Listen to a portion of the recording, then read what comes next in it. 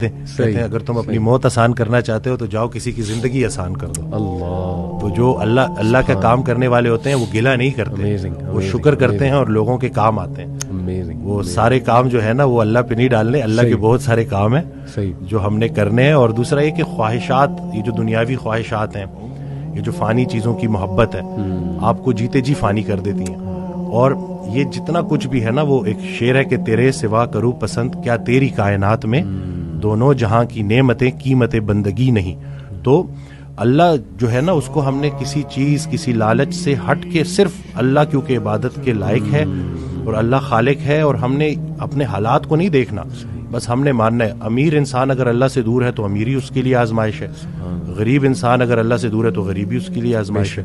بلکہ وہ ایک آڈیو میں ارشاد فرماتے ہیں کہ جو غریب ہے نا وہ بھی غنی ہو سکتا ہے. وہ غریب غنی ہے جس کی امیر کے مال پہ نظر نہیں ہے. تو اب وہ دیکھیں نا کہ کتنا آسان ہے ہمارے لیے نا, لیکن یہی ہے کہ اس کو پریکٹس کرنا.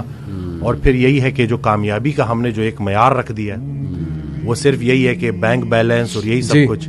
تو انسان بھی بیچارہ نا بڑے بڑے گھر بناتا ہے اور سوتا اسی ایک چھوٹی سی تنگ سی جگہ پہ ہے, بستر پہ, جتنی اس نے قبر میں سونا ہے. اور یہ ہے کہ وہ حضرت کہتے ہیں کہ جو چیزیں تم نے اپنے مرنے کے بعد